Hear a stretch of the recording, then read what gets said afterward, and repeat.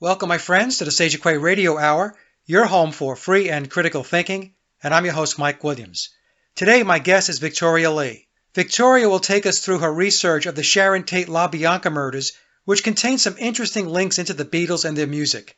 And so, without further ado, here's the presentation with Victoria. Well, folks, we're back with another show, and it seems like the whole Paul is dead topic doesn't want to go away. Today, I have a very special guest. Victoria Leigh is with me, and as I have explained on a number of shows, I have a small group of people, maybe a half a dozen or so, and I look at it as almost like an open source investigation. And over time, we got to know each other by communicating via email, and occasionally I would connect with people via Skype, and we would share information. And so this small group of 5 to 6 researchers have gotten together, and we periodically share our information and our thoughts and our insights.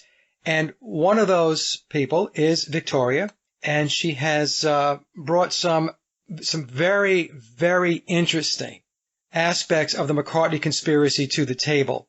And so with that, Victoria, I want to welcome you to the show. And I was wondering, to get started, if you could just give the audience a little background into how did you get involved in Paul is Dead research? Well, hi, everybody, and thanks for joining us today. I am a little bit newer to the PID community. I've done this less than 2 years. And one night I was just kind of searching around for something to watch, and I came across the video, The Last Testament of George Harrison, which I know that's not the best one out there, but there was enough about it that piqued my interest. So I started looking at things a little bit closer, and I realized that there are at least 2 different people playing Paul McCartney. And I wandered around a little bit more. Well, I practically wore out the internet looking at YouTube videos about the McCartney experience both ways. I looked at both opinions. And eventually I hooked up on Mike's channel, and that's now where I spend the majority of my time. I don't look at a lot of other things anymore, but that's how it all started. Well, that sounds like a very familiar story, because a lot of us got started that way. Let me ask this. Before 2 years ago, before you got into the McCartney conspiracy, were there times when you suspected it wasn't the same guy, or was McCartney just McCartney to you? I believe Paul McCartney was Paul McCartney. I have a good friend who was a radio DJ for years and years and years, since the 60s probably. And he had moved to different markets, and he, lived through the original PID thing. And one day we were talking and he explained it to me, but it was his opinion that it was the real Paul McCartney. And so I kind of went with that and moved on. That was really the only time I'd ever even heard of it in all these years. And I really wasn't a Beatle fan, although I thought some of their tunes were catchy. I wasn't, the Beatle fan. And so this is all a little bit newer to me. Well, let me ask this then. When you finally turned the corner and said, you know what, we have more than one guy playing this part, was it disappointing to you? Were you angry about it? Or was it just a shrug of the shoulders and it was more like, well, it is what it is. Let me just walk down this path and see what else I can find? No, it completely woke me up. It makes me think now, every day that I get up and look at things, I thought, what was pulled over my eyes all those years on that, something that didn't really even matter to me, but was so obvious. What else isn't real? Exactly. What else isn't real out there? And I can't get into every conspiracy theory. Don't get me wrong. I've picked a couple of them that I look at a little bit closer, but it does make me think differently about everything. Yeah. A lot of folks have reached out to me and said that this was their moment of awakening. For some people, it was the JFK assassination. For others, it's the moon landings. And still for others, it's 9/11. And I have received, a lot of emails from folks that said this was the turnkey moment for them to understand a little bit more, and for some folks, a lot more about how reality really works. That there's a lot of deception, there's a lot of illusion, there's a hidden hand and all that stuff. So So it is an important conspiracy in my book. As you probably know, I put a video up. It's a very short one, which says, why is the McCartney conspiracy important? And I'll put the link down below for folks who want to take a listen to that. But let's get started with your presentation. I don't want to talk your ear off, but you're going to take us through the Beatles, the Tate Labianca murders, and Rosemary's Baby. And on the surface, they may seem like three things that are disconnected, but I'm sure you're going to help us to connect the dots. Well, another item I wanted to mention, I was born in August of 1969, so I've always been interested in the Manson murders, just to understand kind of what was going on at that time in my life. It just seemed interesting. So that was one of the reasons also that I picked this topic to look into. Starting with the Beatles, I've included a couple photos here so we get everybody in there, or maybe everybody but Street Paul. Okay. And I have included a picture of the Tate LaBianca murders here. Now, I want to say one thing about this. I did not talk about Stephen Parent in this presentation. And it's not that he's insignificant in any way. It's just all of these other people were successful or played into the story somehow, except for Stephen Parent, who really does seem to have been at the wrong place at the wrong time. And so we have from the left Sharon Tate and Jay Sebring and Abigail Folger and Wojciech Frykowski and Stephen Parent and Rosemary and Leo LaBianca.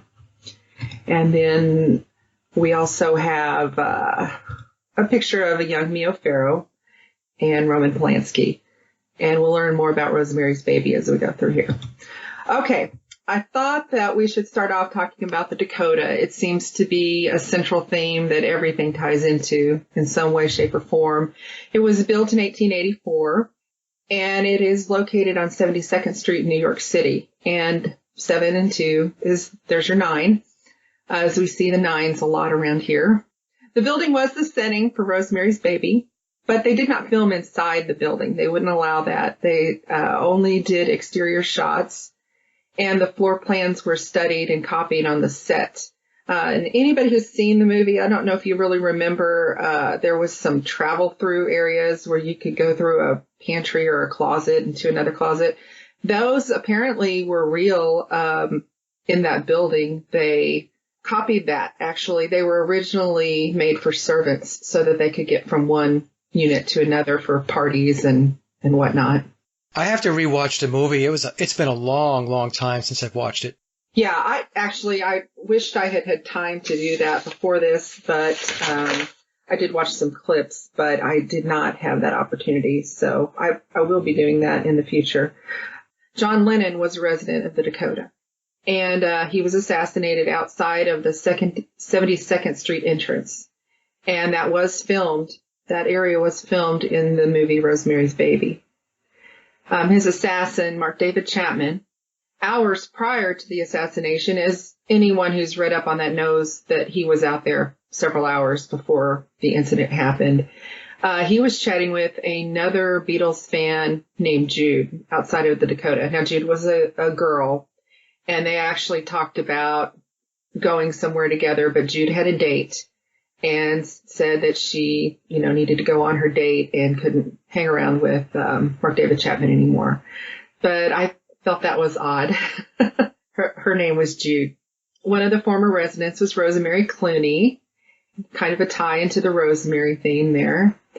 And Lennon had once observed a UFO from the balcony of the Dakota. He talks about that in some of his interviews. I believe that... what was the name of his other girlfriend? May Pang. May Pang and John Lennon were the ones that saw the UFO from the balcony. And he did own several units in the building, which was unusual. Most people are only allowed to own one. And after arriving in America in 1964, they did a photo shoot in Central Park. And that captured Lennon with the Dakota in the background, which I also thought was unusual.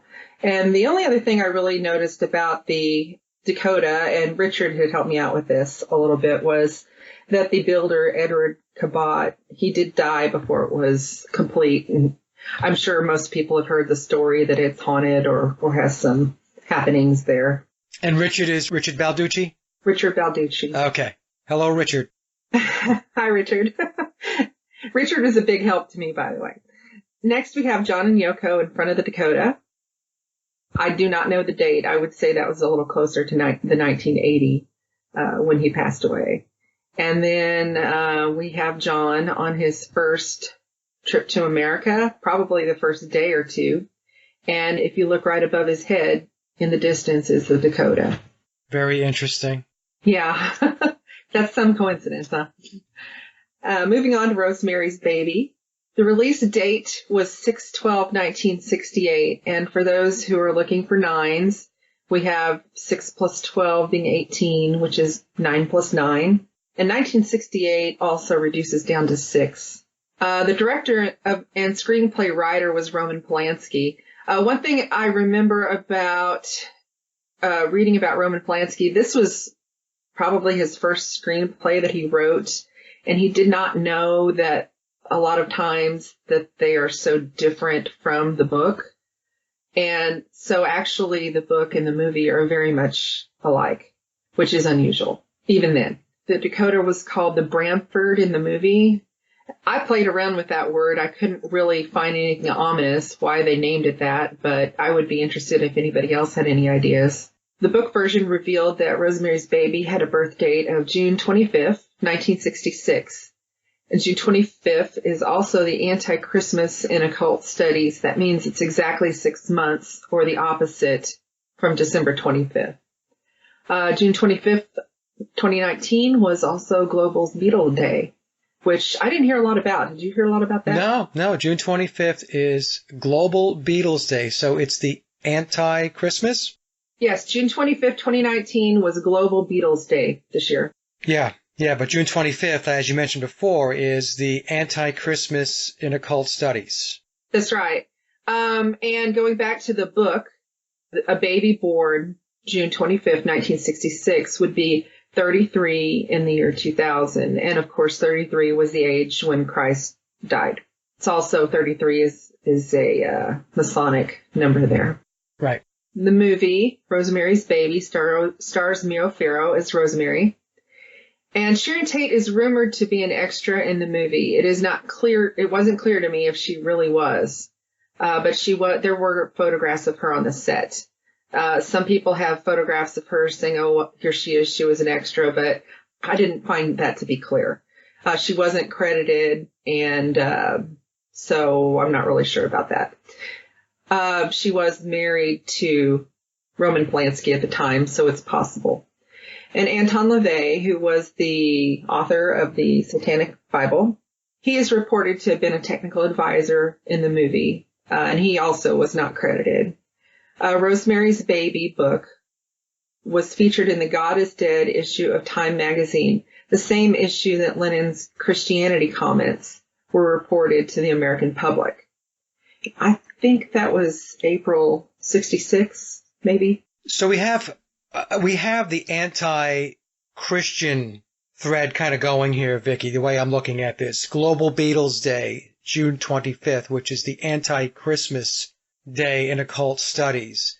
Then you have the Rosemary's Baby book was featured in the Is God Dead issue of Time magazine. I actually remember the front cover of that magazine, and that's the same issue as you have here in your bullet, that Lennon's Christianity comments were reported to the American public. So, you can call this coincidence, but as we have shown so many times with this particular conspiracy, we're running out of coincidences, in my view. These things are all planned and scripted. Well, to throw another coincidence into the pile, I was looking for maybe a better picture of Mia Farrow than this first one where she is surprised about what her baby looks like. I found her holding this very issue of Is God Dead? And that's a snippet from the movie, which the movie was made in 1968 and the magazine was published in 1966. So no coincidence there on that one. Yeah, and you did read the blue version of Memoirs, the 9 after 909 edition. Have you read that yet? Yeah, I've read both of them. Okay. So then you know that in that book, Tom has a footnote in which he explains that the Illuminati declared war on Christianity in 1962. Right. Right. So I think what we are seeing here is the war playing out. That's right.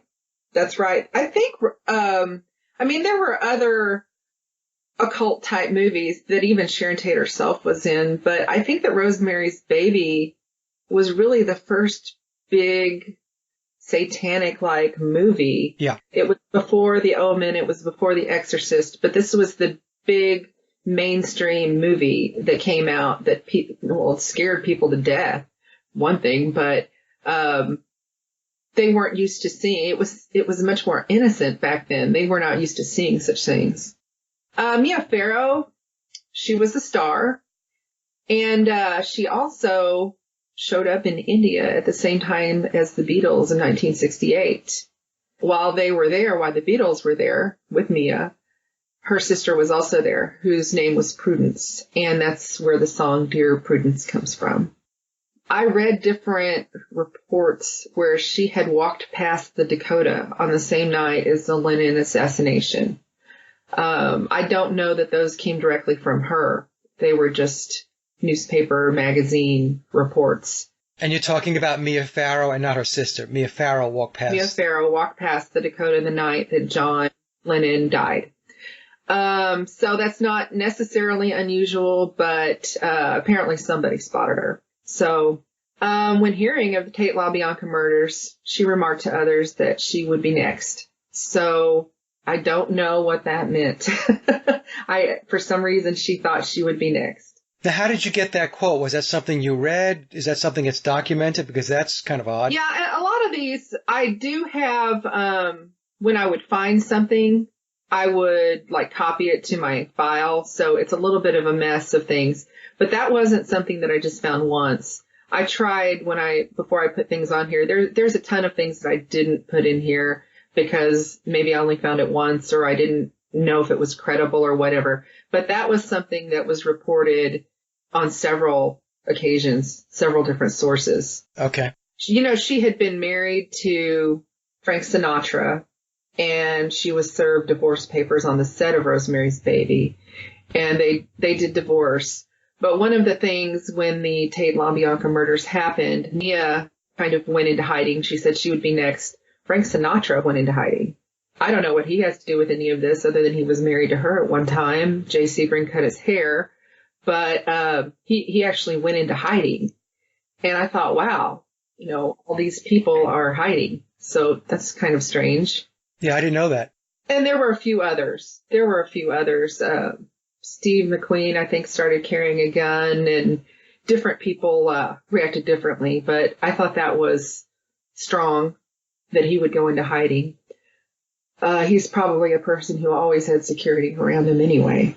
And of course, some of us know that Mia used to star on Peyton Place with Barbara Parkins, and we'll come up with another Barbara connection later as we go through the slides. Next, we have Roman Polanski, who, as I said before, was the director and screenplay writer for Rosemary's Baby. He was married to Sharon Tate. They were married about a year or year and a half before her death. Some of his other films included Knife and Water and Cul-de-sac, which Knife plays into the whole thing, and so does Cul-de-sac to some extent. So I went ahead and mentioned that. But he did have a lot of movies and was considered very good at what he did. He was in Europe when this happened. He was in Europe when Sharon was murdered. Something that I did not know, but I did find this from multiple sources, at least two. Along with Sharon Tate, he dined with Robert Kennedy the night of his assassination. And also rumored to be present was John Frankenheimer, the director of The Manchurian Candidate. Very, very strange. Yes, I thought so too. Now, again, I did look to find that at least a couple times before I said that, but I've never seen anything not agreeing with that either. But I only found it in a couple places. It was kind of been buried. Anybody who watches Mike's channel knows what the Indigo Galleries are. That's where Yoko and John met. And wasn't it Asher? Yes. Okay. Yes. Well, Sharon Tate and Roman Polanski were frequent guests at the Indigo Galleries in Europe. The name of Sharon's deceased baby, which Roman, he named the baby after her death, and he named him Paul Richard Polanski after their fathers. Now, I really found conflicting information that that Roman's dad's name was Richard. But that can be one of those things, or it could have been an uncle, it could have been a nickname, it could have, whatever. But I did want to mention Ringo's real name is Richard. So you have a Paul and you have a Richard Polanski. Roman told others it must have been someone who knew her regarding her murderer.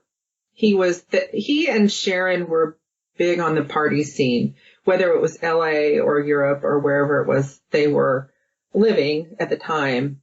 They were partiers. They were right in it with everyone else.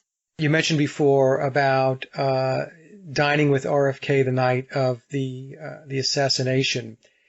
And, that's very similar in a way to, John Hinckley, who shot President Reagan. The Bushes, George Bush Sr., I believe it was dining with Hinckley's father a day or two before Reagan got shot.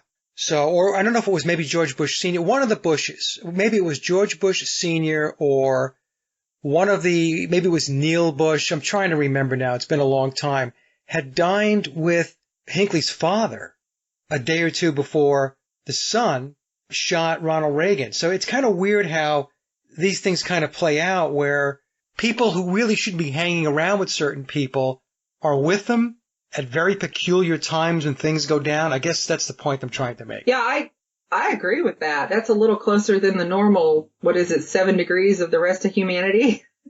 Yeah. I think that the tone here is starting to take mind control. What we'll be seeing throughout a lot of these slides is a lot of these things deal with mind control, and that does kind of set in with a lot of the things we talk about on your channel, whether it be mind control of different ways, whether it be through music or movies or commercials or the government. But there is kind of an overtone in all of this with different methods of mind control. In the next slide, we have Roman and Sharon. Sharon was a very pretty girl. I put a couple pictures up here, and I don't know. I don't know about you. I hate to be mean, but they don't really seem to match to me.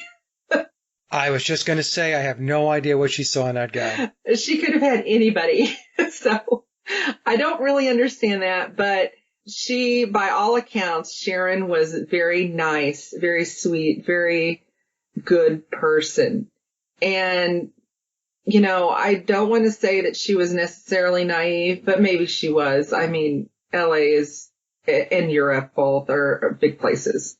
She was in a different crowd probably than she was used to being. So this first outfit she's wearing, that's a little bit Egyptian looking to me. Maybe I'm wrong about that. But the second outfit, I don't know what to think of that. I did see it in an auction last year.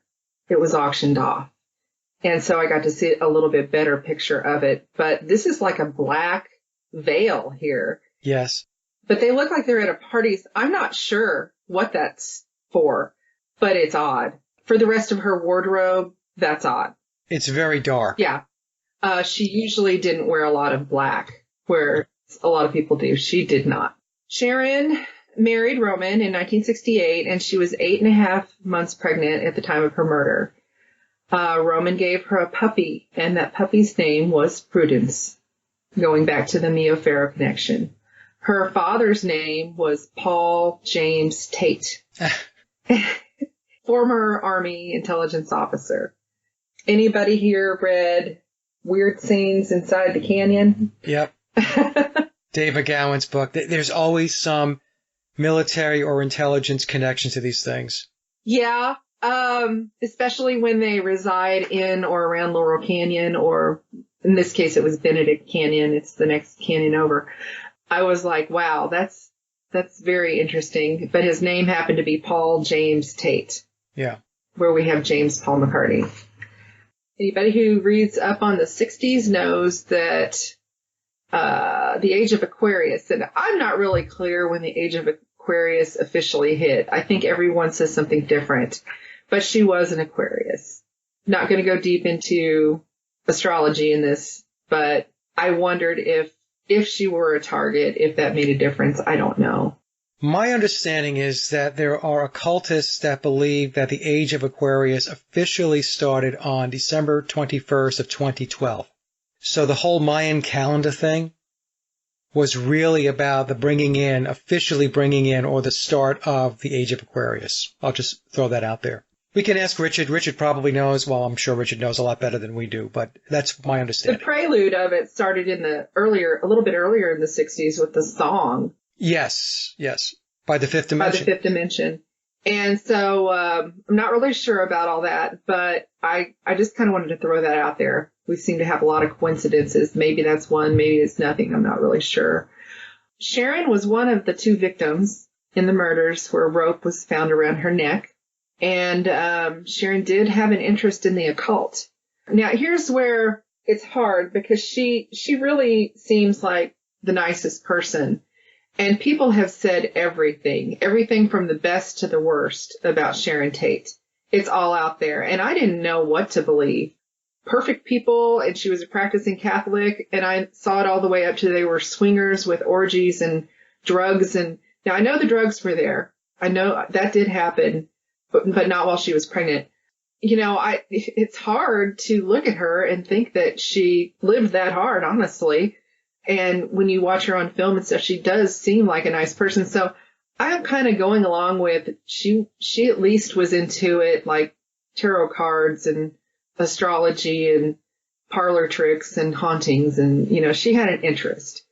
But I don't really know. Everyone says something different about how far that goes. So I'm going to go with that, parlor tricks. I think that's safe. It's somewhere in the middle. Okay. Ringo Starr admitted in an interview, I think that was Rolling Stone, where he did know Sharon and Roman. Sharon was a supporter of Robert Kennedy. She was Catholic. Again, they died.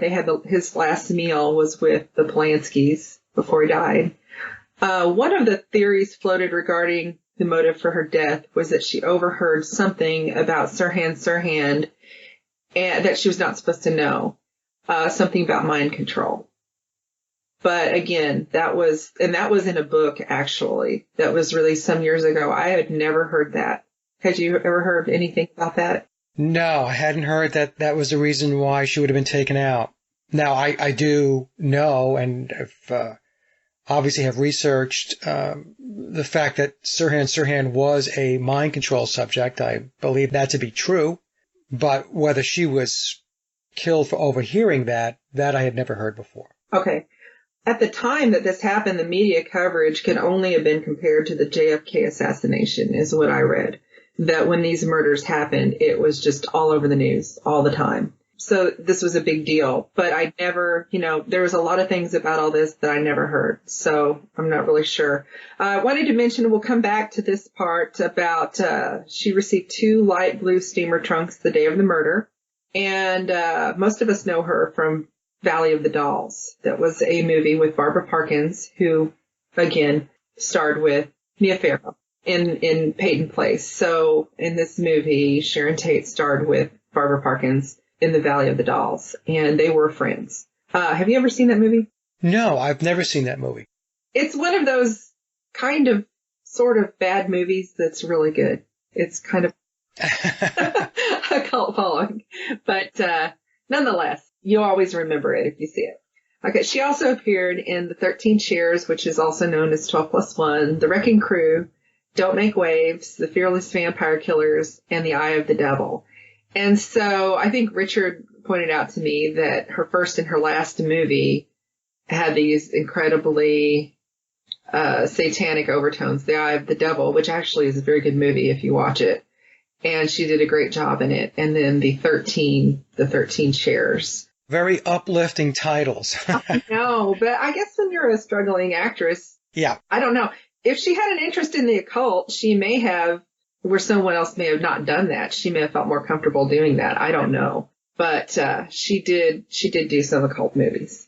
And Malibu Barbie is cited as being based on her Don't Make Waves character, which I believe we're going to have a picture of that coming up soon. Who is Malibu Barbie? That's just, Barbie does different Barbies they have. Oh, gotcha. Okay. So they made one that they never said it was after her, but most people think it was after her because it looks more like her. And then like the swimsuit is similar in the same color. I think that's a big deal when you get a Barbie doll made after you.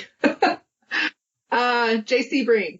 J.C. Bring was the men's hairstylist to the stars. Jay did something a little bit different with hairstyling. He would shampoo a man's head. That wasn't done before.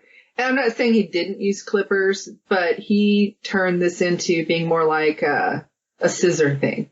Whereas before it was just clippers and real cream. So he completely changed the way men's hair was cut. And a lot of the stars, famous people, had their hair done by him. He would fly to Frank Sinatra's place like once a month to cut his hair. I think a haircut was about $50, which was a lot of money back then. He was a former boyfriend to Sharon Tate, and they did remain close friends after the breakup. And when I say close friends, he was around. I mean, he's in pictures with she and Roman. He flew, when he found out that Sharon had taken up with Roman, he flew over there and met him and gave her his approval. And he kind of stayed there in the wings just in case, but they were all friends. He also had a rope placed around his neck. He was stabbed, and he had also been shot too. Now I kind of want to pause away from the slide here and mention that Sharon and Jay had actually taken martial arts lessons from Bruce Lee. And Jay had helped Bruce Lee hook up with someone who got him in his first big movie. And so Jay was sort of proficient at martial arts, which when you think about it, if you have Jay knowing martial arts, you have, kind of a gate at this house, and then you have two men and you have two women. And Charlie sends one man and girls. I always thought that was odd because anybody could have been there. Jay had a Anka, and forgive me for mispronouncing that if I didn't say it right. An Anka is his business icon. It means it's a symbol, kind of a modified cross. It means living, and it also means becoming, and is often considered a cult. Sebring told others that it meant eternal life. And it is an Egyptian symbol that is also the name of a beetle. Okay, so we're making another connection there. He did give these out, little ankas, with each hair product that he sold. And he had one that he wore around his neck. And I believe it was there when he died. He wasn't an aspiring actor, but he did appear in an episode of Batman as Mr. Oceanbring. This episode also featured a duo called Chad and Jeremy, who were Capitol Records recording artists. And they were known for such songs as Yesterday's Gone, Teenage Failure, and From a Window, which was a Lennon and McCartney song. And I picked those three because of the Yesterday connection. The Teenage Failure reminded me of Charlie Manson. And From a Window, was a Lennon and McCartney song. Now, how many other people got to do Lennon and McCartney songs? Well, the Rolling Stones, they wrote a tune for the Stones, but off the top of my head, I'm sure there were others, but it can't be a lot. Yeah, I didn't think it was very many. So I'm not sure what that means, but I think it means something. Jay had lived in Jean Harlow's old house where her husband had committed suicide. 3 other mysterious deaths had also happened there before Jay moved in, and one of them was in the pool. They were all really odd things. They weren't natural deaths. And one night, Sharon spent the night in this house when Jay was away and told others that she saw a ghost as well as a premonition of Jay's death. And I believe that premonition included a rope, if I'm not mistaken. The house is known for its activity, let's say that. And as far as the Tate murders, Jay's face was the only one that was covered. The others were not. And Jay created men's hair pieces. Now, in the book, Weird Scenes Inside the Canyon, this is discussed actually, where Jay makes hairpieces. Tex Watson worked for a wig shop, and they were close to each other. You know, they weren't far away distance-wise. And it would seem that it was likely that these two people would know each other. This just reeks of occult ritual murder. I mean, that's just my 2 cents for what it's worth. Going back to the cover, the face was covered. I don't know. Maybe back then they knew more than I'm giving them credit for, but now we have all these forensic science. We have forensic psychology, and the covering means something. It usually does mean that they knew the person. It can mean other things, but it does mean usually a knowing. So I wanted to kind of put that out there because no one else's face was covered. The next slide, we have a picture of Jay with the Anka behind him, and that's at his shop. And then a picture of his home. And moving on to Abigail Folger. She was a coffee heiress, part of the Folger fortune. Her boyfriend was Wojciech Frykowski, who was murdered at the same time. And that summer, they stayed a lot at the Cielo Drive house sitting. Roman had asked them to do that. And then he wanted them to stay on with Sharon for a few days once she returned from Europe. She'd been filming over there, and she was very pregnant and had to come back on the QE2 because she was too pregnant to fly. When she finally arrived home, they stayed on with her a couple days, just taking care of her, a little helping her out until Roman was supposed to be returning shortly. So that's why they were there. The police had an opinion that Wojciech may have been involved in drug dealing because he didn't have any kind of income other than from Abigail, and his friends were all involved in drugs. We're all drug people, I guess you would say. So they had this idea that perhaps he was involved in drug dealing. I don't know that, but if it were, he could be a target just for that reason. They did meet Manson at a party at Cass Elliott's house. Now, again, I tried to find these things twice before I include them in here, the things that we really haven't heard of. But that's out there that this couple had known Manson, and that actually Abigail, who was also a very sweet and nice and generous and kind person, gave Manson some money. And then eventually she stopped the support. Now, I do not know why she gave him money, if that was just because she felt sorry for him or he conned her somehow. I don't really know. But she was also open-minded as far as the whole hippie movement went, and probably had a little soft spot. She did support a theater in Haight-Ashbury, and it just so happened that Charlie Manson had lived on the same street as this theater. So it's unclear if there was possibly a connection before the murders, before the whole Los Angeles thing that spanned back a couple of years. It's just not really clear, but it's possible. Manson was also part of the whole Laurel Canyon scene. Yes. Right. So he wasn't somebody who was unknown, a loner. He was connected into a lot of people, at least from the standpoint of acquaintances. So I just put that out there for folks to kind of chew on. Right. She also had funded money to Timothy Leary and Ken Anger. And that ties her into the whole group with the LSD and the whole satanic part. Now, I don't know why. I do not know why she gave these people money, but she did. Well, Ken Anger was a disciple of Crowley. Right. Wojciech had a son, and he was also stabbed to death on June 6, 1999. And I don't know that you can get another date that is got more sixes or inverted sixes in it than that date. So it kind of makes you pause and wonder, who was this guy?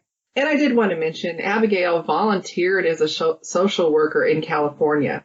She had all the money she ever needed. She didn't even take money for it, but she would go out there and perform duties as a social worker in California, which I'm sure now you couldn't just do that. But back then things were a little different. I picked a couple of pictures here that we don't normally see for these two. It seems like there's not a lot of pictures out there. You could see that she was obviously a socialite at some point in her life before the hippie time caught up with her. And Wojciech, they do seem kind of like happy people there. Moving on to Cielo. Cielo means heaven in Spanish. Did you know that? No, I didn't know that. I didn't either. I thought that was strange that nobody ever tells you that part. It was the location of the Tate murders, the night of August 8th and August 9th. Now, we all believe they did die on the 9th, but the night, part of the attacks happened over the 8th. This was late at night. So a lot of people say August 8th or August 9th, but we do believe they died on the 9th, which there's your 9. Former residents include Michelle Mayer, Baroness de Rothschild, Lillian Gish, Cary Grant with Diane Cannon, Terry Melcher with Candace Bergman, and Mark Lindsay from Paul Revere and the Raiders.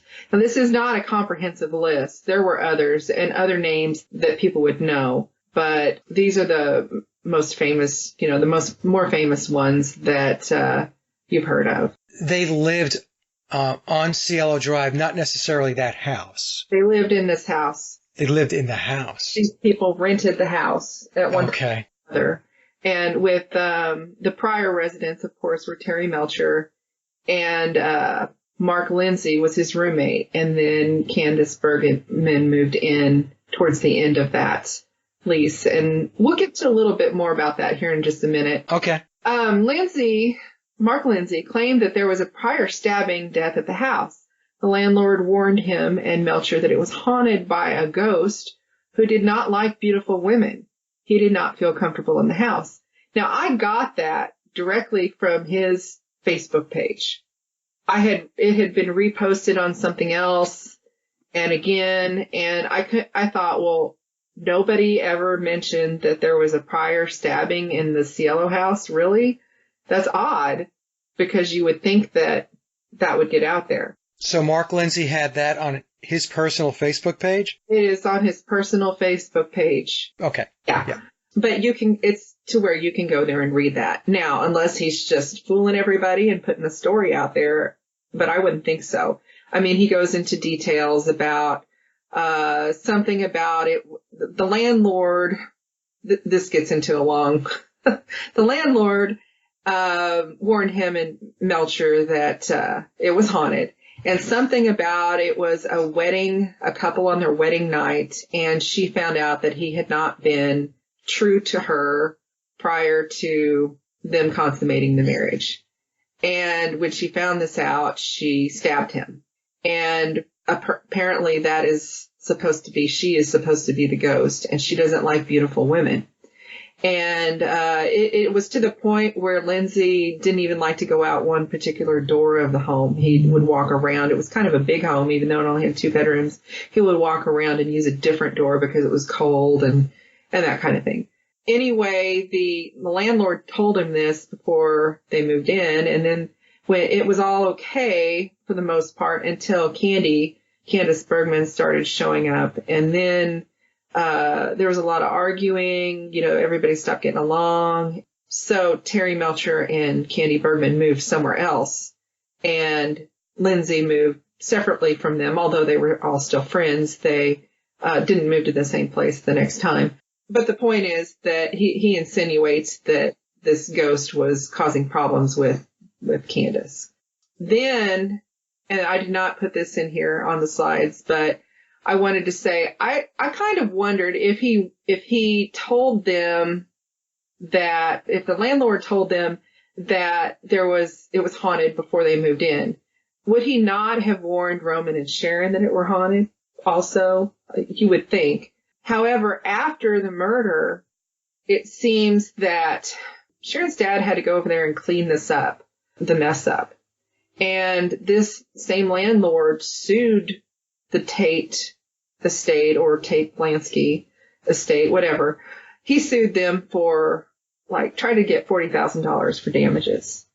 And I think he finally got $4,000 or $3,000 or $4,000 or something like that. And they fought it out in court for a while. But that landlord ended up moving in the home and living there for many, many years, I think till it sold.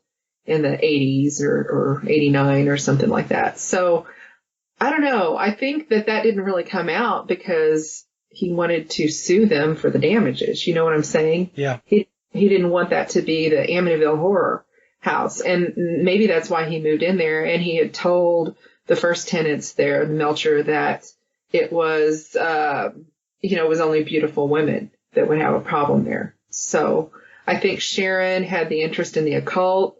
Roman had done Rosemary's Baby. The landlord probably didn't think twice about it, Well, they can handle it. So moving on, the Cielo address has been changed. And I might be wrong about this. You can check it. But I believe the new address is 10066. Why not? Yeah. So the home was torn down some years back, and another house has been constructed in its place. Nothing is the same.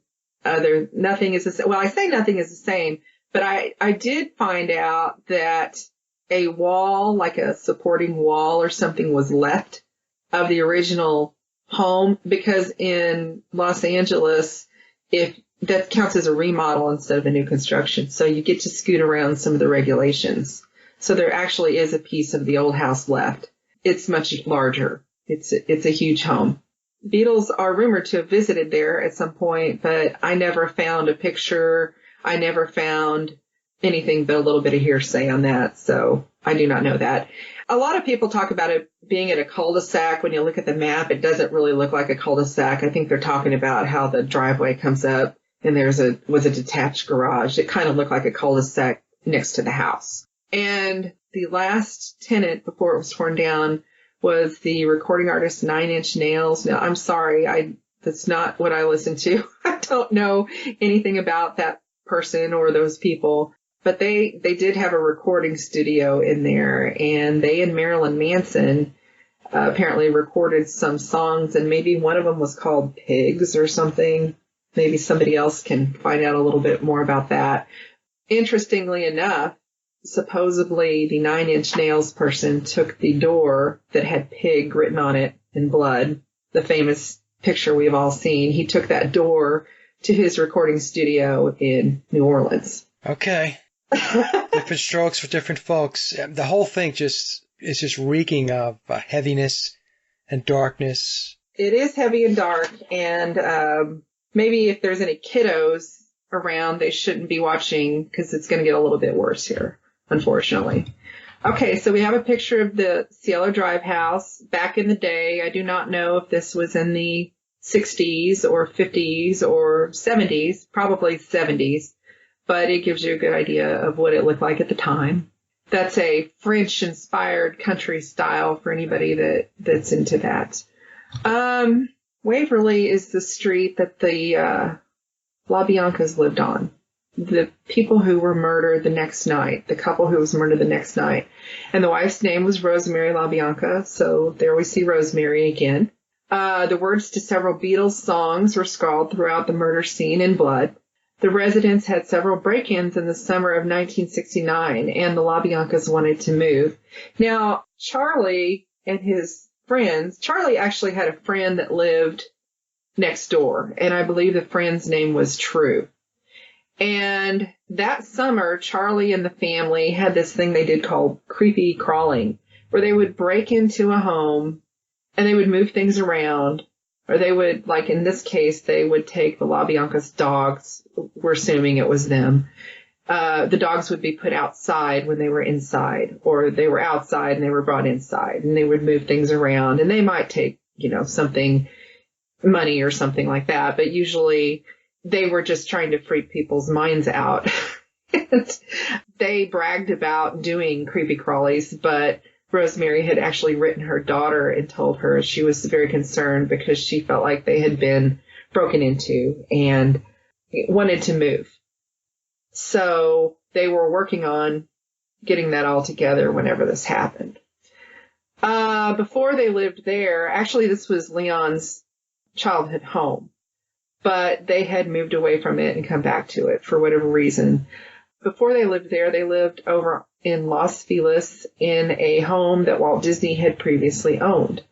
which I know this is a little bit of a stretch, but you have the Walt Disney, you have the Wizards of Waverly Place. This happened on Waverly. So you have the Disney connection. The Wizards of Waverly Place debuted on October 12th, 2007. And as we know, October 12th is Crowley's birthday. If nothing else, even if you can't connect Waverly and the street Waverly that way, that is kind of weird. It is kind of a creepy fact to know that a Disney show named Waverly launched on October 12th. Now, were the Labiancas, were they connected to Sharon Tate or Roman Polanski in any way? Not that we know. Now, Rosemary did have some dress shops and things, but so it's possible, but not that we know. Okay. Not that I found. So it is possible, but they weren't the hippie. They weren't on the hippie scene. You know, they didn't know a lot of famous people, I don't think, or at least hang out with them. They were just regular people who happened to live next door to one of Charlie's friends. You know, I'm not really, I would say that if you really wanted to know why did they choose them, the Labiancas, I think it's because they had done this creepy crawly thing. They knew the house, they knew the layout, they knew that sometimes they were home and sometimes they were out of town. They knew they were older, probably. They knew the kids didn't live there anymore. And this address has also been changed. Oh, and by the way, I did learn yesterday it's on the market. If anybody has $1.98 million, you can buy the house that this happened in. And there is a picture of it. Now it's also been added on to and looks a little bit different now, but it is a nice place. Leon and Rosemary, he was a grocery executive and she had some fashion stores and a mobile fashion store where it was like like we have food trucks now. She had something similar with fashion back then, and they were considered successful. She had done well as a stock market investor, but he was a gambler. So there were some money issues there at the end, and they weren't really sure in the beginning if that had something to do with this or not. Now, I did not put death scene photos on here, police crime photos. I just thought that would not be tasteful. But if anybody, has the stomach for it, when you look at the W that was carved into his chest, it kind of extends down and looks like these two X's in the occult symbolism. They left a fork and they stabbed him with a fork also. It was very brutal. It was a horrible scene. Both faces were covered, and Rosemary is traditionally carried by mourners at funerals. I thought it kind of fits in, but Charlie had actually been at this murder scene the night before and went inside and helped to tie them up. And then he left while the murders were committed. Tex Watson is, pointed at saying that he actually did most of the killing there. So the source of information, it says that Charlie was there the night before to tie them up. Where did that come from? That's known. I mean, that's out there. It's in Helter Skelter. It's in, he was there. He was at the scene. Okay. He actively went in and had conversations with these people. He let Rosemary put more clothes on than she had. And then he went outside and then the murders happened. Once again, Charlie says he didn't commit the murders, but he wasn't really there. But yeah, he kind of was. He knew what was going on. And Charlie was the leader of the family. I didn't go really deep into this, explaining every little nuance, because I think most people that watch this channel kind of have a general knowledge of who Charlie Manson was and the family. Most of us are probably a little bit older people and understand that. It is rumored that he met Melcher and McCartney at a party or at different parties in June of 1968. Now, I don't know that. That's just out there. It's one of those things that was said. I don't know that, but I don't doubt that.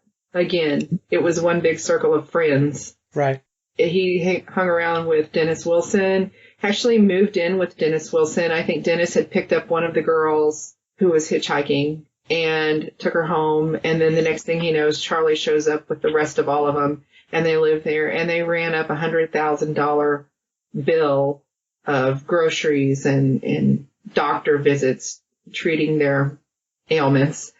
And different things. So the record company got a little sore with Dennis over that, and he moved off somewhere else to get away from them. The Beach Boys did record a song that was one of Charlie's songs. It's called Learn Not to Live, or also known as Cease to Exist, in November of 1967. It was a B-side of a record. Charlie had previously lived in Haight-Ashbury, and he probably was not a member of the Process Church, but he does appear to have been familiar with the Process Church and utilized similar characteristics and mind control methods. Now, anybody who knows Charlie Manson understands that, it's all about the mind control, and he had to learn that somewhere. We're not sure if it was the Process Church or prison or wherever, but he did somehow, somewhere learn mind control methods. And he believed that Revelation 9 in the Bible was all about the Beatles. When I was preparing for the show, I realized that I knew somebody who had actually met Charlie Manson, who had worked in one of these prisons that he was in, in the 90s or 2000s or something, and had met Charlie Manson. So I had to talk to them about it and just say, what was he like? What was Charlie really like? And his response was that he got a lot of mail from people of all ages, like more mail than anybody else. And he made these paper spiders that were creepy. Have you ever seen the spiders? No. Well, they're like Japanese folding paper or something, and then he used his hair in them. So they are these creepy looking things. Yeah, that would be creepy. And the other thing, Victoria, is Revelation 9 has an uncanny resemblance to Revolution 9. Yes, that's true. The four horsemen, well, you just kind of have to know Revelation, but Charlie was obsessed with the Beatles. Yeah. He was obsessed with them.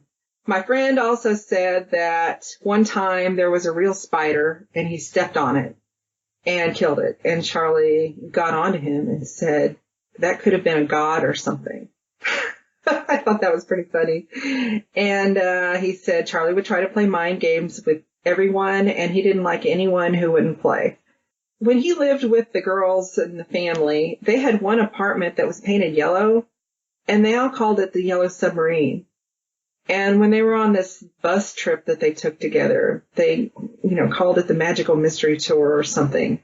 He was completely obsessed with the White Album, and he was the only one that could decipher it for them. He was the only one that could tell them what it meant, the family. Also, I want to mention to the audience, Victoria, that in the revised version of Memoirs, the 9 after 909 version, the blue-covered book, Billy spends some time in the book distancing himself from Charlie Manson. I just want to point that out, too. Yeah, that's true. I don't want to say this the wrong way, but I want people to understand, if you want to understand a cult, if you want to recognize occult things, sometimes you have to have at least a baseline knowledge of Christianity. And this is an example with Revelation 9, because that's how it all works. You're taking something and you're twisting it around. They take crosses and they turn them upside down. So if you understand one, it's easier to understand the other, or easier to recognize the other. Maybe I should put it that way, because I don't think anybody here wants to necessarily study occult things and become an occultist. I think that they want to recognize it in their own lives, so maybe they can distance themselves from it when need be. So I do want to say that I don't think a lot of people understand that. You have to have a baseline on Christianity to understand anything occult. Picture of Charlie and one of the girls, Susan Atkins, and Charlie has the nice X on his forehead, which is a witch's cross, or that's what some people say it is. Susan met up with Charlie in Haight-Ashbury. She was a member of the family, and she was also known as Sadie. Some believe that the Beatles song Sexy Sadie is about her. In Haight-Ashbury, she worked for Anton LaVey in a topless show, and her stage name was Sharon King. She'd been arrested on unrelated charges to the murder and then bragged in jail about the murders, and the police were informed. And she had admitted in an interview that she had planned to cut the baby out of Sharon Tate, but did not because they ran out of time. I did not know that. Did you know that? No, I didn't know that. And obviously she wasn't of sound mind. She's very unhealthy. Well, this was an interview. I actually watched it. It's out there online if you search around interviews. But she also was one that said different things, different times. But she did say that. She did say that she had planned to cut the baby out of Sharon Tate. So speaking of dismembered babies, that brings us to the Beatles and their Yesterday and Today butcher cover, which was replaced with the trunk photo here. Now, I want to pause on this. I've always had a problem with the way Paul looked in this picture. I never believed that was Paul. And then Billy said in the book, he said, Paul was always on the album cover, so it was always Paul. And I was like, nuh-uh, this person here does not look anything like Paul McCartney. I thought it was Tara Brown. But I went all the way back in and found the photos from the photo shoot that day with this trunk photo. And this one is reversed. And I think that is why he looks different. It's a mirrored image or reversed image. Okay, I didn't know that. So that's a mirrored image. Yes, this one is. The original was flipped the other way. And I think that's why he looks a little different there. Maybe his hair is tossed over to the different side. Maybe one side of his face looks a little bit different than the other. I don't know, but he just didn't look like himself. Moving on to the Beatles, the White Album was released 11/22/1968. And 11/22 was what? JFK's assassination, the anniversary. That's right. The songs that were concerned with the murders were from the White Album, which Charlie was obsessed with. They were mostly written in India. The Yesterday and Today album originally featured dismembered babies, but was recalled. The second cover featured Paul inside a light blue steamer trunk. John met Yoko at the Indigo Gallery. I've mentioned that. And that was a place frequented by Sharon and Roman. And is it on the White Album, Blue Jay Way? No, Blue Jay Way was on Magical Mystery Tour. Magical Mystery Tour, okay. And that is a street in Laurel Canyon.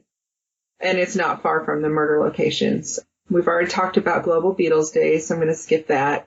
Ringo rented a home from Cass Elliot, and it was directly across the street from the home of Abigail Folger. Now, I do not know the timeline on Ringo renting that. I have some pictures of Ringo in front of the home, but I do not know if he moved there before, during, or after the murders. I do not know when he lived there, but he did rent from Cass Elliot. Lennon reports in a 1974 Rolling Stone interview that he dropped acid at like Doris Day's house or something, which Terry Melcher was Doris Day's son, and Melcher was a prior resident of Cielo Drive. So a lot of people think that the statement is saying that Lennon was at the Cielo Drive house. Maybe, maybe not. Melcher lived other places at some time, but a lot of people think this is Lennon saying, yeah, I was there. I've been at that house. Well, the other thing I want to mention, Victoria, is John met Yoko on November 9th, 1966. So we have the 9/11 date. This time it's reversed, right? It's 11/9. So again, we have the 9/11, 11/9 dates in play here. So I just want to call that out because the rest of the dates that you have on this chart are all occulted. Yeah. 11/22 is the anniversary of JFK, but 11 plus 22 is 33. Right. 6/25 is Anti-Christmas Day. Lennon reports in a 1974 Rolling Stone interview, 7 and plus 4 is 11. And then we have John meeting Yoko on November 9th, which again is 11/9 or 9/11. So I just want to call that out because we do have people who watch this and listen to this, and they just can't get their heads wrapped around the numbers. They don't think the numbers mean anything, but in reality, the numbers mean everything. I used to wonder if people who talked like that about adding numbers and subtracting numbers and reducing numbers just didn't sit and go through the numbers until something worked. I mean, I have to be honest. When I was a skeptic at some point in my life, and I didn't even want to hear it. It was like, oh, well, you can add up those numbers and leave a number out or whatever, and you can get whatever number you want. Maybe once you can, maybe twice you can, but I'm going to give you some date lists here in a couple slides where we go through dates and you're seeing these numbers over and over and over again. And it's just not a coincidence. So I just don't put numbers out there and dates and try to make something of them. When I do the work, and it sounds like you're doing the same thing, is I'm looking for patterns.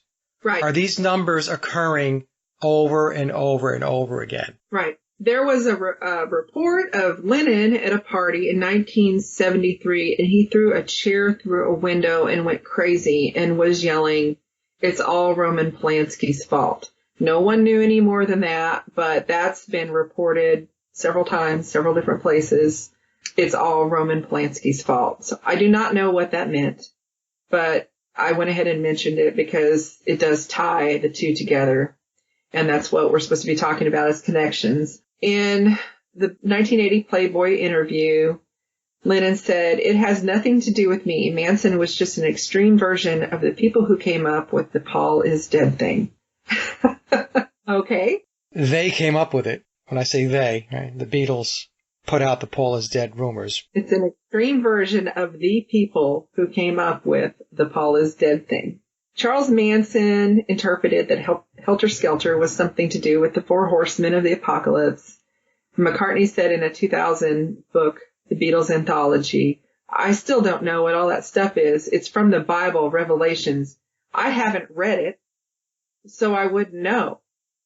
But he interpreted the whole thing and arrived at having to go out and kill everyone. It was frightening because you don't write songs for those reasons. Now, I did not have time to look this up, but in Bio Paul's education when he was young, wasn't some of that at a Catholic school or a church school of some sort? Yes. And it's also not very believable knowing how much Billy is into the esoteric and mysticism and an acolyte of Crowley, that he would have no knowledge of the Bible. That just does not ring true to me at all. But a person who wanted to encourage someone else not to read it might make such a statement. I don't know. Now, I could believe him that he didn't write the songs for the purposes of motivating Charles Manson. I can believe that part. Right. But for him to say that, he doesn't know anything about the Bible or he didn't read it, I don't believe that. That's what I agree there, that he fully knows what Revelation says and is about. I was a little surprised that he made the statement that he hadn't read it. Well, we know he has, because in Memoirs, he takes us to that picture that John drew of the four of them with the horse. Right. So he had to. He had to. So that statement right there is what he put out into the public, for public consumption is not true. Lennon's killer was Mark David Chapman, and the CLO maid also had the last name of Chapman. I'm positive they were not related, but that was just one of those like Kennedy Lincoln things I threw in here. And George Harrison was attacked and stabbed with a knife by a 33-year-old man from Liverpool on 12/30/1999. And I think it was at 3:30 a.m. in the morning. I just for a moment tried to look into that person a little bit who did that.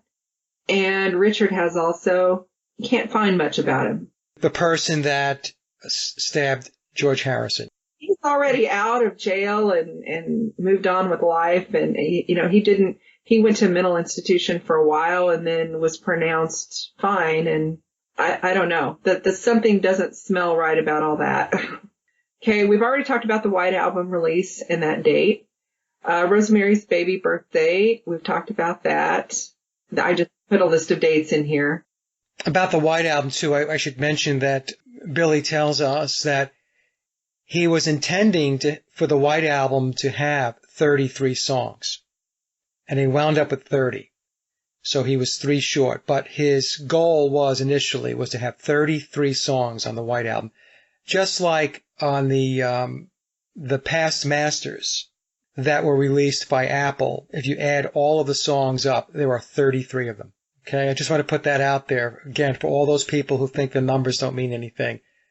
They may not mean anything to you, but for the people who are involved in the occult and in the esoteric, it means a whole lot. And again, I think it does help you a little bit in life if you can spot that. Other dates, I'll run through these quickly. You can go back and study these at some time if you like. Sharon and Jay and Abigail were all buried on August 13th, 1969, which there's your 13.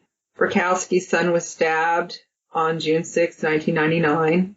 The Batman episode featuring Sebring aired 12/6/1966 and re-aired June 6, 2002. There you have the 18. 12 plus 6 is 18. 1966 re-aired 6/6. There's your 66. Cielo murders were on the night of 8/8 and early morning of 8/9. Abbey Road photo shoot was the same day, 8/8/1969. Disney's Haunted Mansion opened 8/8/1969. And I believe in some of the commentary about that was that there used to be a sign up that said, we're out gathering 100 souls. When we get 100 souls, we'll open up the mansion. And it, without any warning, it opened up on 8/8/1969. The Nagasaki bomb was dropped on August 9th.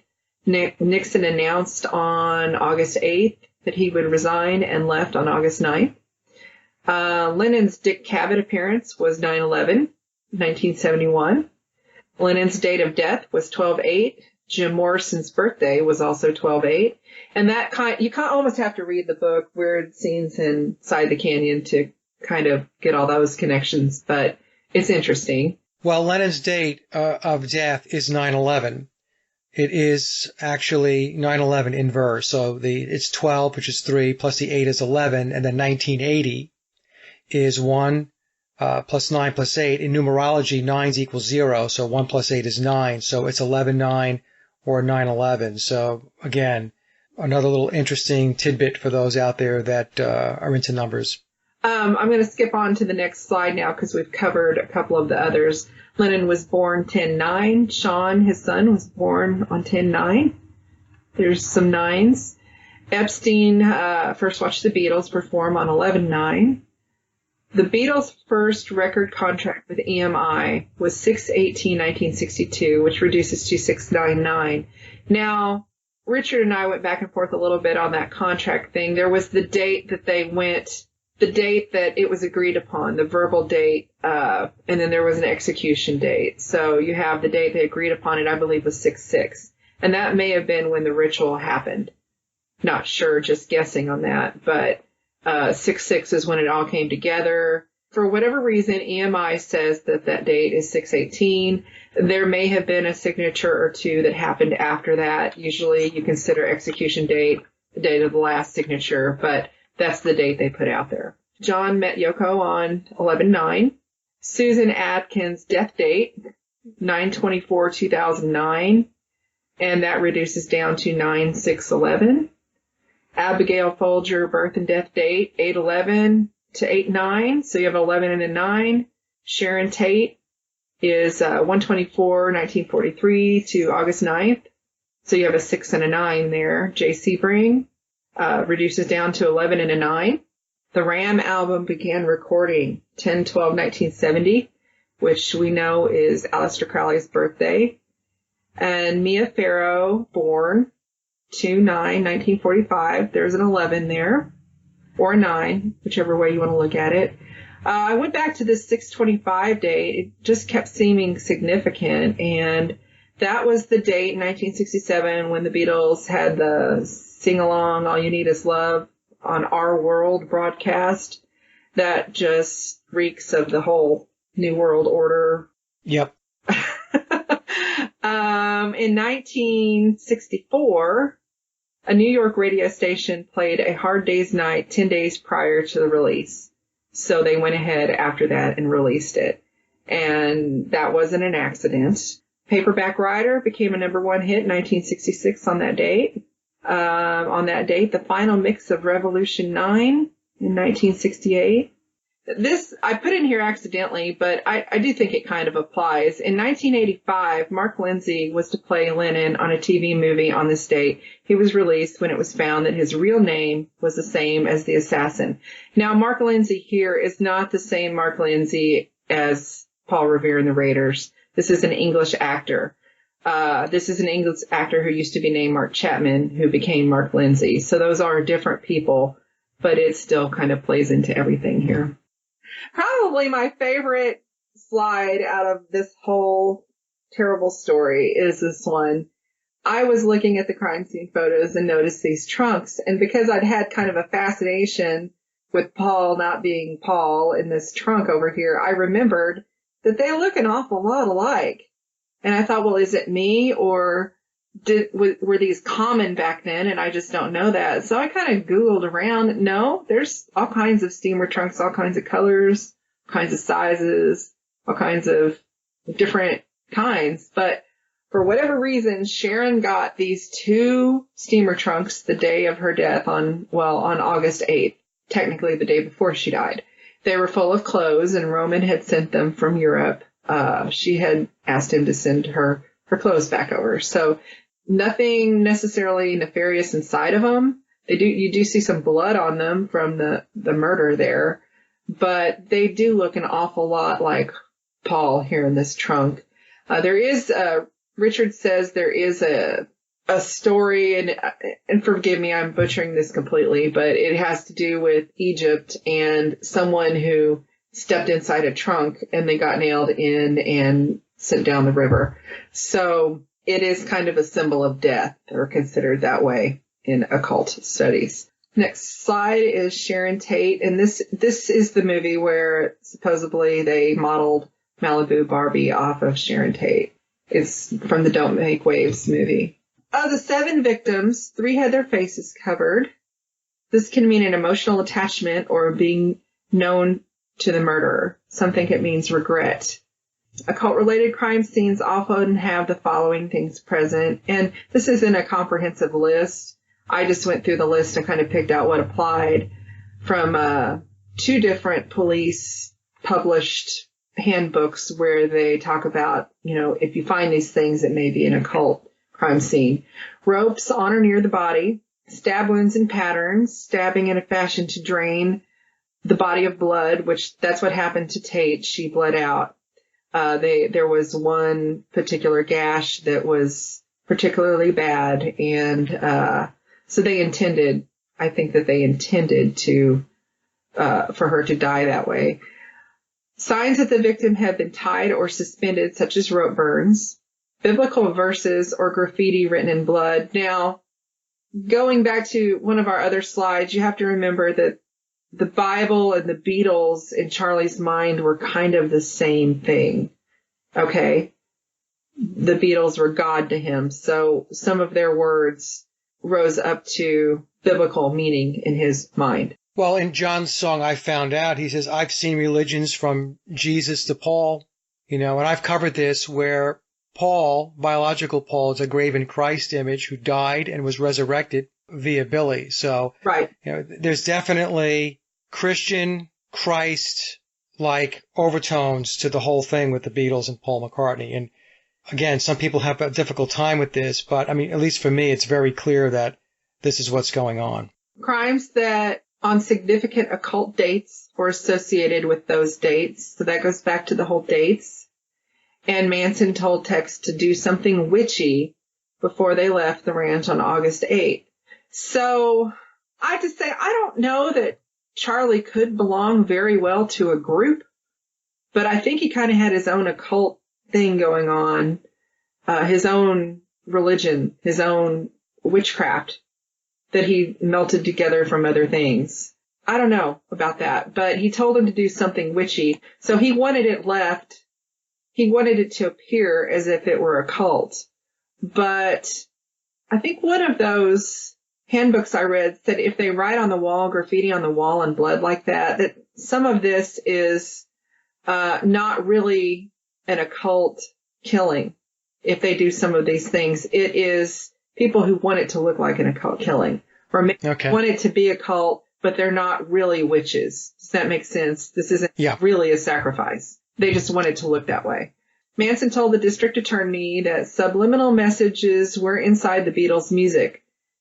His followers thought that only Charlie could translate these meanings. I guess we know that. Subliminal messages. The recent PID movement had popularized song interpretation. So what that's saying is that a lot of times in years before, people didn't really think about what the words to the music said, but they were breaking them down because of the PID movement and really trying to figure out what the songs meant, where they hadn't really done that before. The words that were found in blood on the walls at the crime scenes were pigs, helter skelter, and rise. These words were from the Beatles' White Album songs, Helter Skelter, Piggies, Blackbird, Revolution 1, and Revolution 9, and were also thought to play a significant part in Manson's reasoning that a revolution would soon happen. And I want to say that Bill has started playing Helter Skelter again. Did you see that at the concert? He played with Ringo. Yes. A recent video showed he did Helter Skelter and was it Sgt. Pepper? With Ringo joined him on stage. So yeah, he's playing Helter Skelter. He has been actually for the last several years. He's pulled the song out and played it. Okay. I think he thought it was a good song and, wanted to revive that. Maybe had hoped this was far enough in the past that it wouldn't matter. But I don't know. I mean, this doesn't die. This whole Tate murder thing, it doesn't go away. People don't forget it. That song's always going to be associated with it. And I don't feel too sorry about it because they put so much stuff in their songs. It's a wonder more things didn't happen than this. On a door, now I have read this different ways, okay? This is the best I could come up with on this because I have read it different ways. I've read different reports, but I've tried to, if I'm wrong on this, forgive me. But at Spawn Ranch, there was graffiti found on a door in late August or early September with the words to Song You Never Give Me Your Money that wasn't released until October 1st in the U.S. So what I'm saying is that supposedly during one of these police raids in late August or early September, the words were written to a Beatles song on a door that wasn't released yet in the U.S. So in other words, they didn't have any way to know those words to that song, but yet they're on a door in Charlie's ranch. So that either means Charlie had the words and shared them with them, or they had the words and they shared them with Charlie before the release. Yeah. I don't know. I mean, I've seen it both ways that maybe these dates are wrong or whatever, but I looked closely at it and it does seem to be that they had the words to this song on a door before it was released in America. Next slide, I've showed a picture of what a helter skelter is. I always wondered what that was. It's a slide, and there's one in the Yesterday movie at the end, a helter skelter slide. They're in England, and then a picture of the door and the timeline. I didn't really understand why Paul is Dead wasn't bigger than it was. It seemed like that just, I sit and study it. Why didn't other people think this was interesting? And then I started looking at the different events of 1969. And so we'll start back on this timeline for the room's sake. I only included certain dates, but I have a list of other things that we can add here later. August 8th to 10th, the Manson murders. August 8th, Abbey Road cover shoot. August 16th, Spawn Ranch raided. Woodstock was also going on at that time. September 69, Lennon was talking to others about how he was going to quit the Beatles. The PID rumors finally started surfacing around college campuses. Abbey Road was released. The first PID article was published at Drake University. So that's September 69. October, the Baker Ranch was raided. October, there was a Detroit and New York City radio show about Paul is Dead, and Labor's article came out. November, we have Susan Atkins talking in jail. So the Manson murder, the Manson trial, not the trial, but the Manson arrest started ramping back up at that time in November 1969, which is also when Life magazine publishes the Paul is Still With Us article. And April 1970, the Beatles break up. July 1970, Manson trial begins. Now, on top of that, if you go over here backwards, there was the moon landing in 1969, Chappaquiddick, Hurricane Camille, Woodstock, Brian Jones' death, Vietnam, the Zodiac killings, and the Ultimate incident, which all surrounded this PID release. And so if you were going to tell someone something and you release it at a time when everything else is going on in the world, Nobody's going to know. This isn't going to make like much of the evening news or anything. So I really felt like, yeah, they released it and they told people, but they knew that it wasn't ever going to get any traction because there was too much else going on in the world at that moment. Well, plus, as far as a lot of people were concerned, Paul McCartney wasn't dead. So it was something that was not taken seriously by the vast majority of the population, So they would just set it aside. And like you said, Victoria, there's so much other stuff going on that actually hit the news. Right. There was all kinds of huge stories, though. And that's really what I think is that this never really got traction beyond maybe some college campuses because there was so much going on. I mean, people watched the news every night to see if their son was alive or dead or Right. what was going on or if they were going to get drafted. And there was news maybe in the morning, but there was news at noon and there was news at night or at 6 and 11. There was only news a couple times a day on TV back then. And it was only 30 minutes, right? Yeah, pretty much it was 6 and 11. News at 6, news at 11. And I remember the Vietnam body counts. I remember my father watching the news, and I was a young kid at the time, but I remember them reading off the numbers, how many troops had died in Vietnam. And like you said, I mean, it was just so many other things that people were concerned about and focused on that Paul is dead just wasn't taken seriously. So I had hoped to wrap things back around and tie some of the Manson things more up to Rosemary's Baby at the end, but it didn't happen. It turned right back around and showed me Paul is dead, which was not my intent in the first place. This was supposed to be a little bit separate of it, but it did. It just showed me, I finally understand why that wasn't bigger back then, because it just got buried under so much other stuff. I have one more PID slide here. It's a cartoon, 1965 Beatles cartoon. It was the debut in, I think it was called A Hard Day's Night. But I kind of snipped a clip off of it here where it has R.I.P. MAC. Rest in peace, Paul McCartney's nickname, Mac, one of his nicknames. And this would have been a whole year before he died, at least. And then a Batman comic I found, which you can search around online and find this, but it's a PID comic. It's a PID comic book, and they find out that all of the other Beatles are doubles, but Paul is the real one, I believe is how it goes. So that was kind of interesting. And Robin's holding a version or a knockoff of the Sgt. Pepper album, because when you flip it around, right, Billy is turned, his back is facing us. So they're actually telling us on the front cover of that comic to look at Sgt. Pepper for the clues. Right. And there's a yellow submarine back there, or yellow something. Yeah. So I don't know. I'd like to look at that closer. I just haven't had the time, but maybe somebody else can take the. No, I completely understand about time. Yeah. I really had hoped to look at this and find out. I really wanted to know with the Tate murders, who was the target. And I do lean a little bit towards Sharon and Jay because they had the rope. They had the rope around them. But, or maybe just Sharon because she had the baby and maybe they wanted the baby. Not really sure.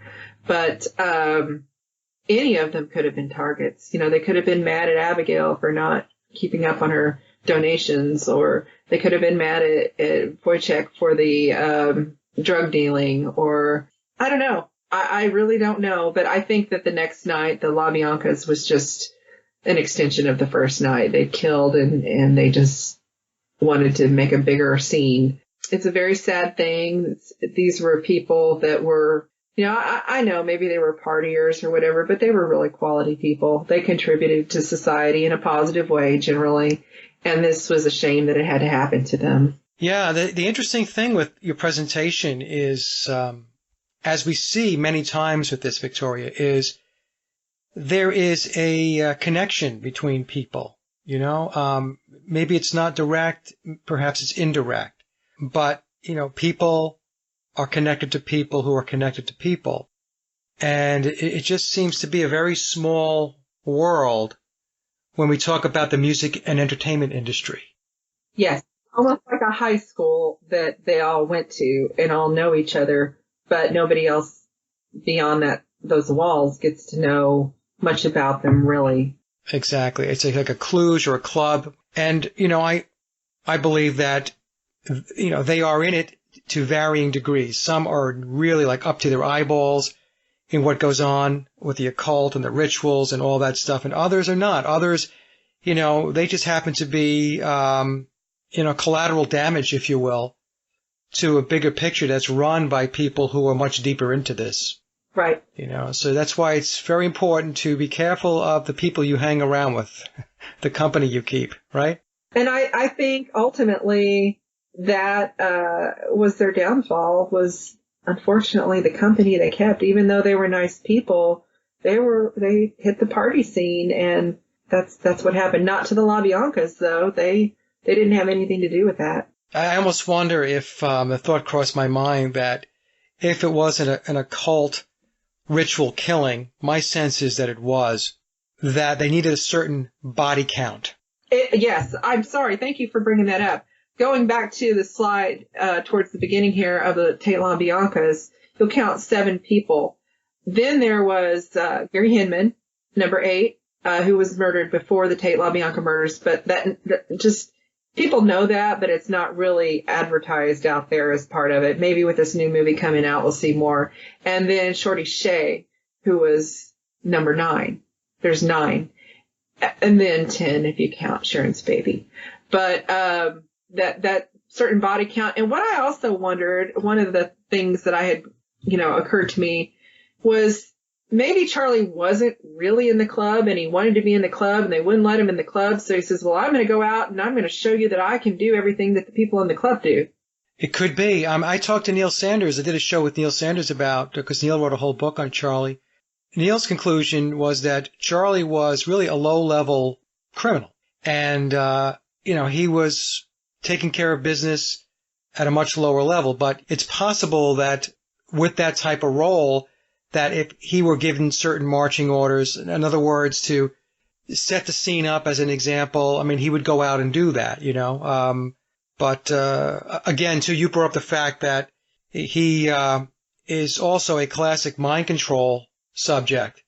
I don't know. It seems to me like he was another one of these pieces on the chessboard that are leveraged and utilized to do the dirty work, because the people that are actually pulling the strings do not get their hands dirty. One point I think I forgot to read in here, I think it's on the slide, but I didn't read it, was that Manson had been to Cielo Drive on at least 2 occasions. One of them was when Mark Lindsay lived there, and he talks about that on his Facebook page, that he went in, he came home, and there was a meeting between Melcher and some other record executives. And Charlie was sitting on the floor in front of the refrigerator, and he said, hey, man, I need to get a drink out of here. Can I get in here? And he just sat there and looked right weird like Charlie does, and wouldn't move. And so he asked him a couple more times, and he still wouldn't move. So he went out in the living room, and he didn't want to disturb the people, but he said, hey, there's some strange person in the kitchen blocking the refrigerator. And they're like, oh, that's just Charlie. Ignore him. And so Lindsay is admitting that Charlie knew the house. He knew the floor plan to some extent and had been there. And then a second time, and this is more of a rumor, but I think it's out there and people, believe it, that he had come to the house, and there's different stories. He was looking for Melcher or whatever, but I don't know why he came to the house. Because supposedly he really did know that Melcher had moved. But he came to the house, and they were doing a photo shoot of Sharon Tate. And, I wonder if he just didn't make her a target, or maybe he was got the assignment and was checking it out, to see who was there, what was there, and that kind of thing. But I don't know. I've always struggled with the fact that anybody would trust Charles Manson to do a job, and do it right. But when you see interviews of him, he obviously, when he's asked detailed questions, would not say anything that would incriminate himself. So he is smart. We'll never know, really. We'll never know.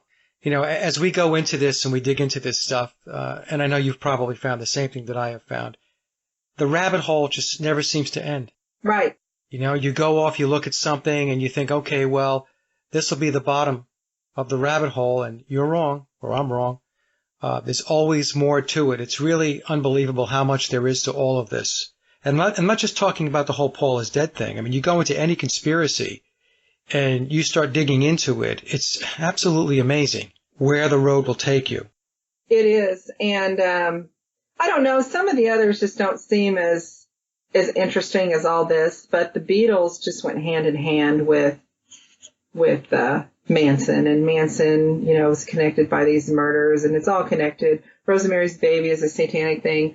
I wanted to do something to kind of bring a little bit of that out, even though it is the anniversary. I'm sure there'll be a lot on the news, but it just seems to be the same old thing. It seems to be morphing as the years go by into something else that it started years ago. And I don't know why that is, but we see that with the PID. It started one way and it's morphed over here into some other story. So I don't know. I hope we have more answers one day, but I think you're right. Maybe we won't. Yeah, every time I say I'm trying to step back from it, something pops up, keeping me connected to it. At some point I would like to, step back from it. But I also said that when important pieces of the puzzle come forth, that I feel compelled to step forward and to look at it, research it, and then put it out there. So who knows? I don't know. Well, I get all the way to the bottom of the Bill thing, and I'm convinced that, there was Bio Paul, and then there was William, and then I finally signed on with Street Paul. And then there's some days I don't know. Yeah, I can't imagine that there could be more than one identical lookalike for a person in the world. I mean, I just can't imagine. But, their legs are the same. They're all these, they look just alike.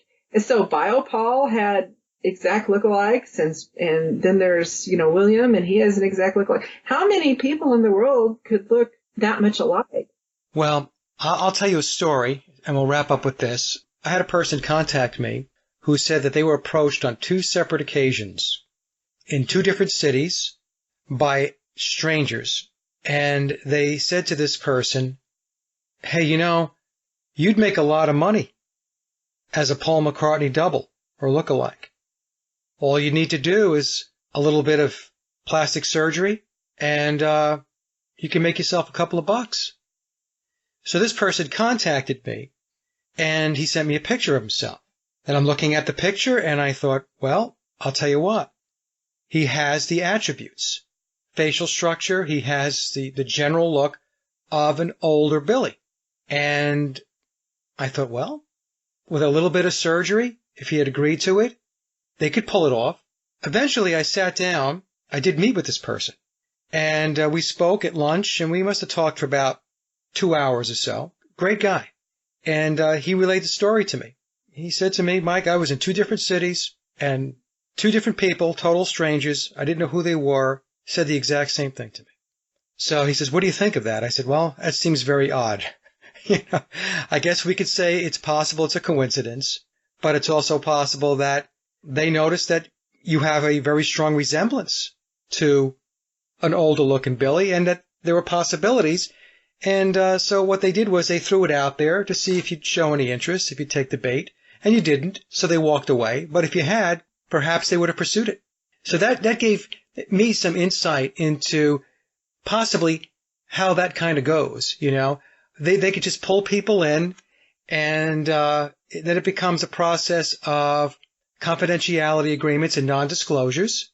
Lots of money, money talks, and there you go.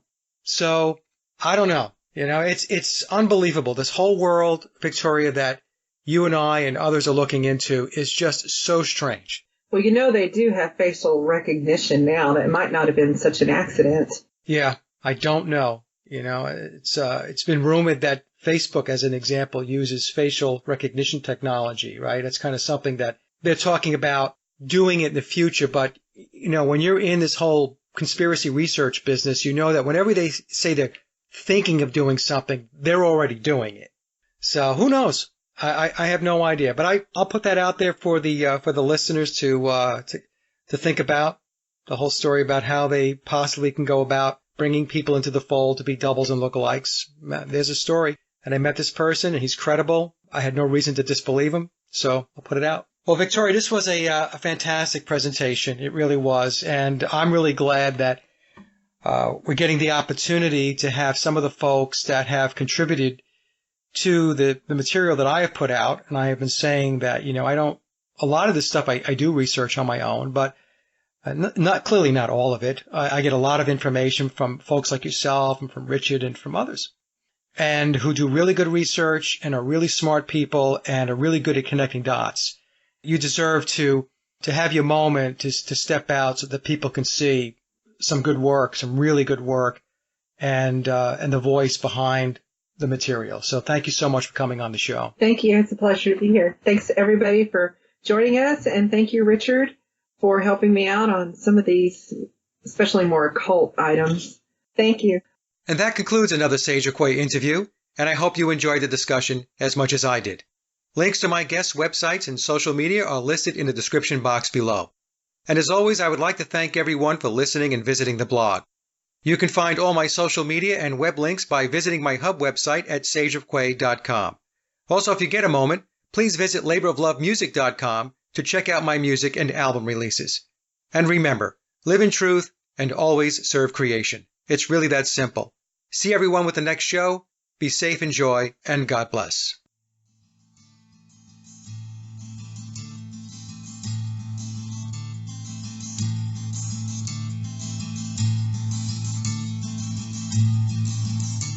As soon as you're born, they make you feel small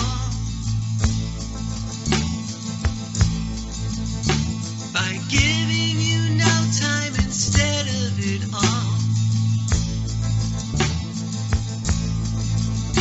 till the pain is so big you feel nothing at all.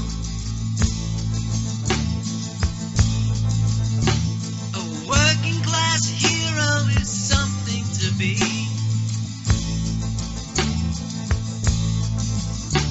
A working class hero is something to be. They hurt you at home and they hit you at school. They hate you if you're clever and they despise a fool. Till you're so fucking crazy you can't follow their rules.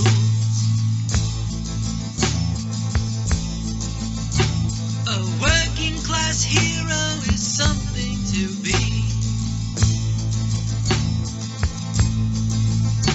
A working class hero is something to be. When they've tortured and scared you for 20 odd years, then they expect you to pick a career. When you can't really function, you're so full of fear. A working class hero is something to be.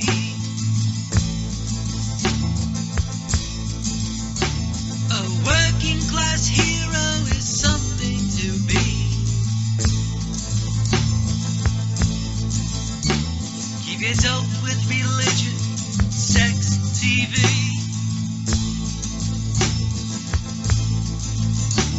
And you think you're so clever and classless and free, but you're still fucking peasant as far as I can see.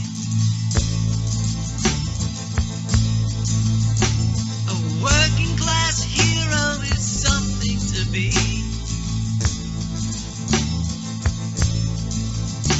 A working class hero is something to be. There's room at the top, they are telling you still. But first you must learn how to smile as you kill. If you want to be like the folks on the hill. A